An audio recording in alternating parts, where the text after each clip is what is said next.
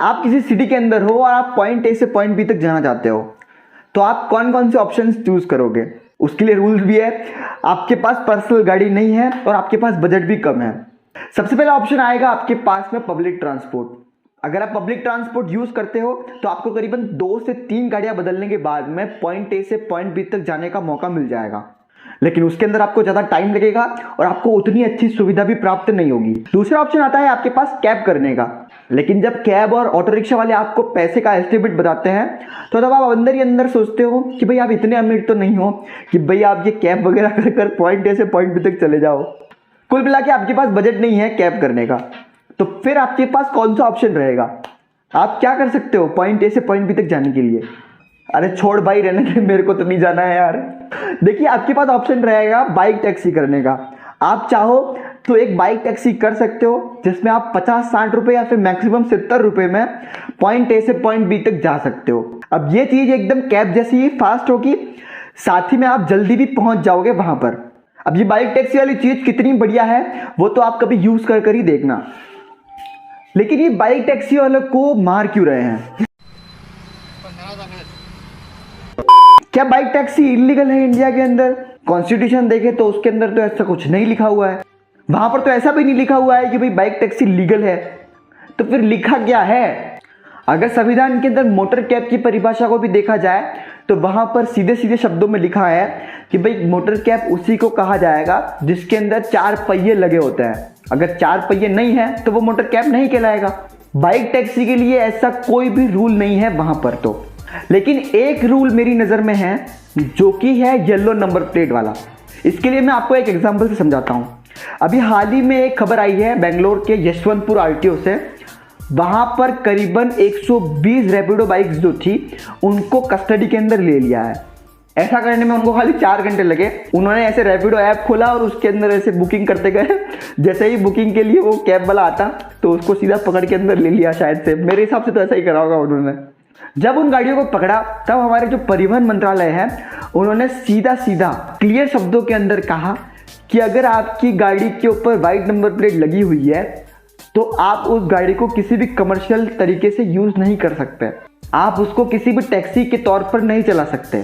Same चीज के साथ में वहां के जो टैक्सी यूनियन वाले हैं, साथ ही में ऑटो रिक्शा यूनियन वाले हैं, वो भी प्रोटेस्ट कर रहे थे बाइक टैक्सी के खिलाफ में। उनका कहना यूं है कि भाई अगर बाइक टैक्सी वाले वाइट नंबर प्लेट के साथ में बिना टैक्स भरे अगर कमा रहे हैं तो हम क्यों पीली नंबर प्लेट ले और उसका टैक्स भरे? हम भी वाइट नंबर प्लेट के साथ में गाड़ी को चलाते हैं और बिना टैक्स भरे इन गाड़ियों को चलाते हैं। उन्हीं टैक्सी वालों के दबाव के चलते वहां के आरटीओ ने करीबन 120 रैपिडो बाइक्स को अपनी कस्टडी के अंदर ले लिया। अब बाइक टैक्सी के लिए बहुत बार गवर्नमेंट को कहा भी है, लेकिन सरकार ने आज तक कोई भी पर्टिकुलर लॉ नहीं बनाया है बाइक टैक्सी के लिए। जब भी ये बात गवर्नमेंट के सामने कही जाती है तो गवर्नमेंट वाले बोलते हैं कि भाई ये चीज़ काफ़ी बढ़िया है, हमको इसको लाना चाहिए और इसके रूल बनाने चाहिए। लेकिन ये रूल जो होंगे वो स्टेट गवर्नमेंट अपने अपने हिसाब से बना लेगी। केंद्र सरकार जो है वो हमारी राज्य सरकारों के ऊपर छोड़ देती है और राज्य सरकारें अपने अलग अलग हिसाब से रूल बना देती है और जिससे लोगों को काफ़ी ज़्यादा कन्फ्यूजन होता है। अगर इंडिया एक है तो एक रूल होना चाहिए, लेकिन नहीं, अलग अलग सरकारें हैं राज्य की तो अलग अलग रूल्स बनाएगी। कुछ ऐसे स्टेट गवर्नमेंट भी है जिन्होंने अच्छे तरीके से रूल बनाकर रखे हुए हैं और अपने क्लियर शब्दों में कहा है बाइक टैक्सीज के लिए। अब मिजोरम की गवर्नमेंट ने एकदम क्लियर शब्दों में बाइक टैक्सी के लिए रूल बनाकर रखे हुए हैं जिसमें सीधे सीधे लिखा गया है अगर आप बाइक टैक्सी चलाना चाहते हो तो आपकी गाड़ी 125 सीसी या फिर उससे ज़्यादा की होनी चाहिए। साथ ही में जो ड्राइवर उस गाड़ी को चलाएगा वो येलो हेलमेट पहन के रहेगा और उस हेलमेट के ऊपर लाल कलर के अक्षरों में टैक्सी भी लिखा होना चाहिए।